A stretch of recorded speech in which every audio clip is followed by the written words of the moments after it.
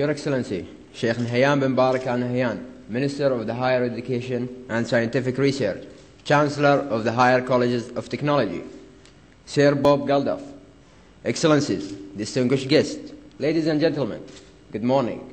My name is Sayyid Zahra Nabi and I'm a student engineering in the Higher College of Technology. Welcome to the Gulf Intelligent Food Security Forum. It is now my privilege to invite His Excellency Sheikh Nahayan bin Mabarak Nahayan to the stage to give his opening address. Yes, sir.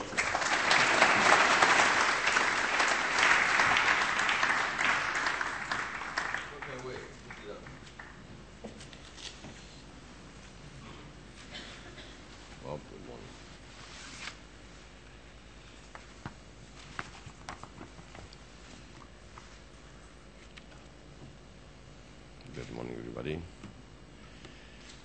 My dear Sir Bob Geldof, ladies and gentlemen, distinguished guests, welcome to the United Arab Emirates and welcome to this inaugural forum on the very critical topic of food security. Securing food supplies for our common future is an underreported topic.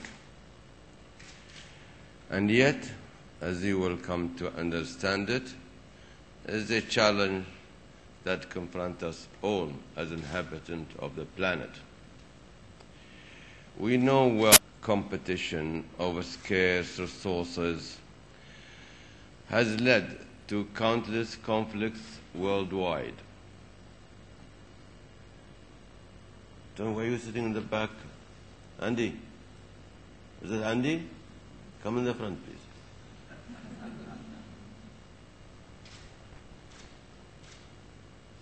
How are you today?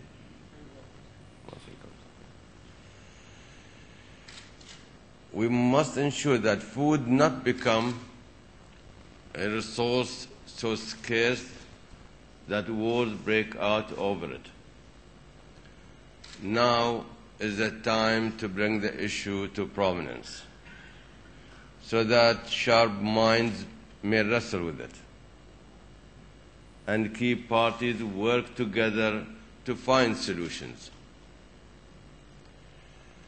And it's quite appropriate that you are meeting today in Abu Dhabi, the capital city of the United Arab Emirates, under the wise and enlightened leadership of our President, Sheikh bin Zayed Al Nahyan, and with the guidance of Crown Prince of Abu Dhabi, His Highness Sheikh Mohammed bin Zayed Al Nahyan.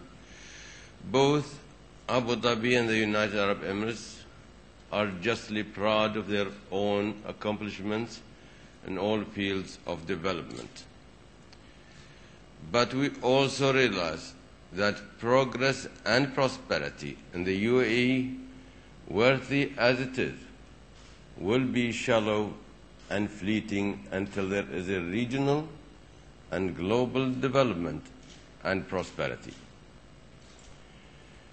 As a country, we are very active in promoting sustainable development in our region and providing economic and humanitarian assistance around the dear friends. We are fortunate to have with us today Sir Bob Geldof, and to him I extend a warm welcome, sir.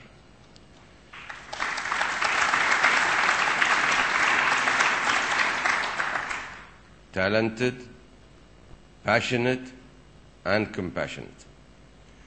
Sir Geldof has harnessed his artist's creativity and his selfless hope for the betterment of the world to eliminate the plight of hungry people worldwide.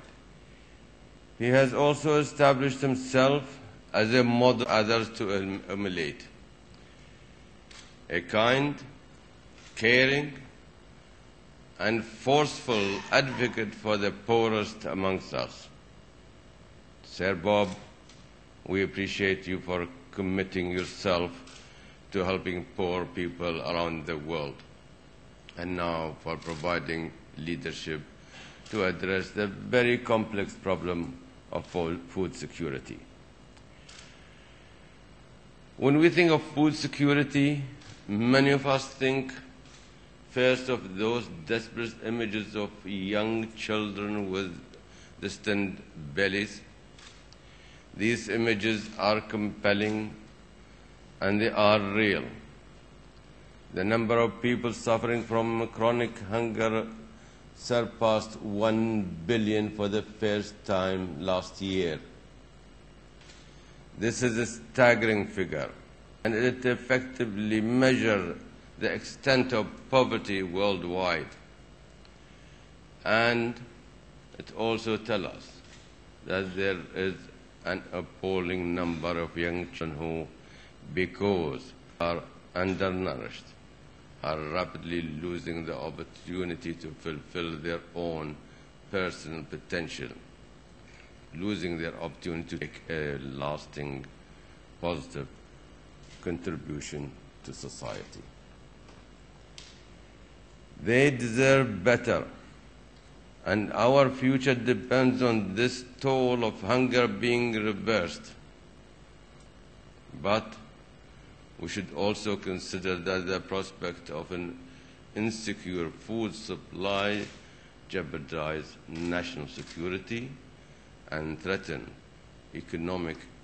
global economic and environmental security.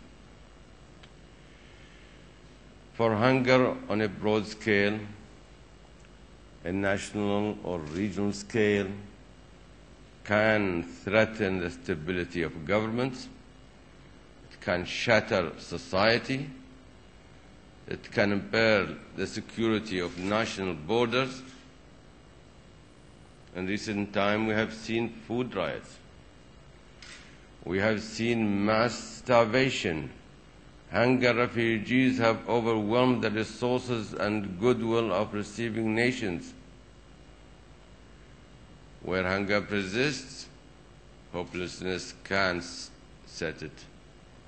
Desperation and chaos follow, putting millions in danger and significantly retarding progress towards peace.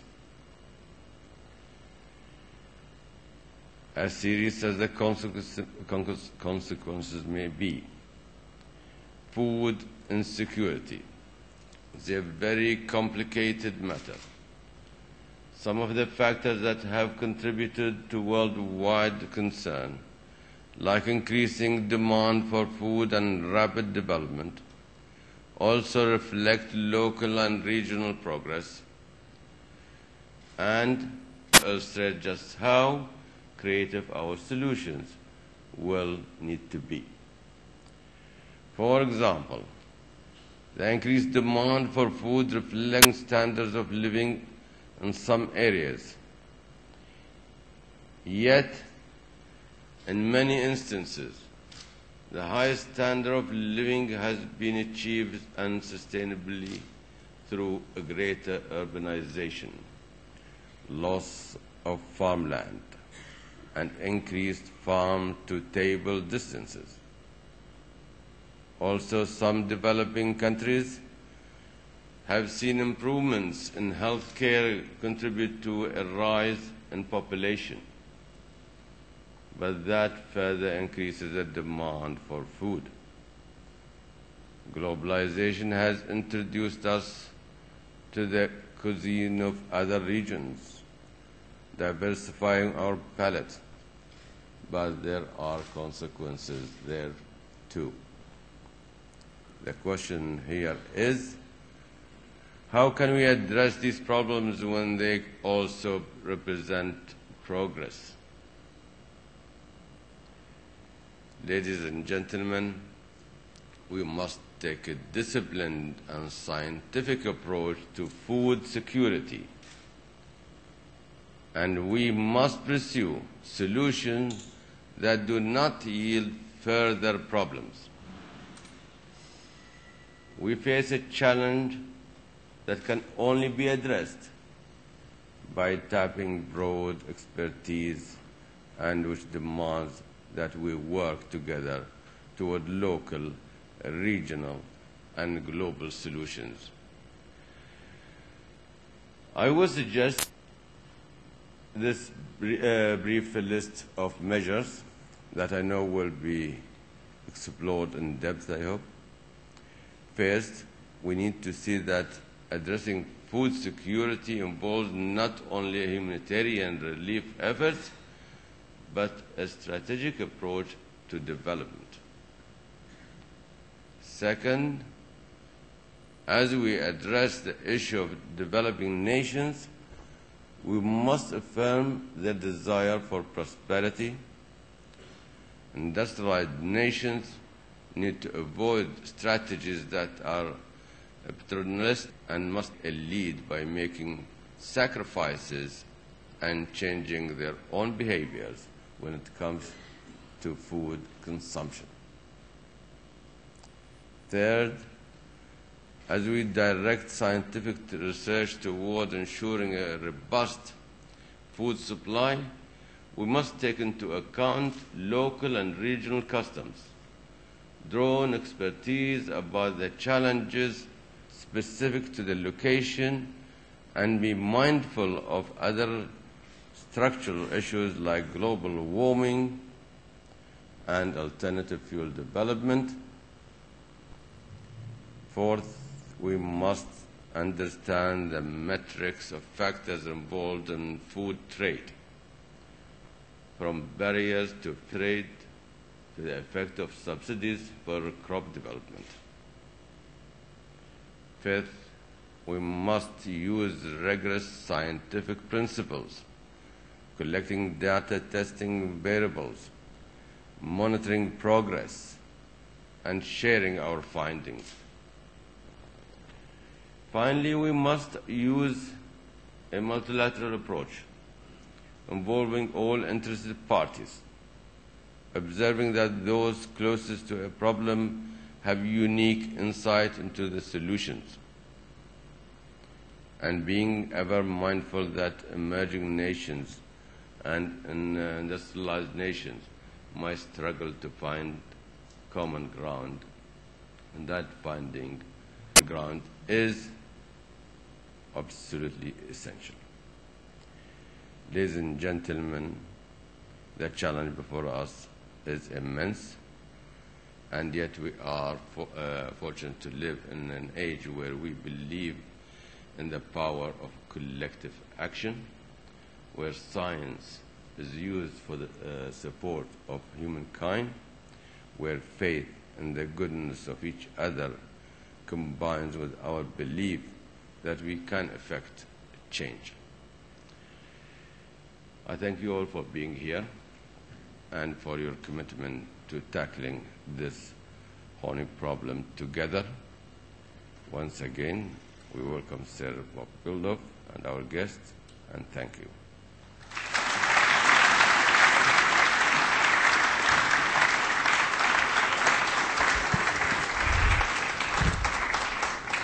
Thank you, Your Excellency, for those very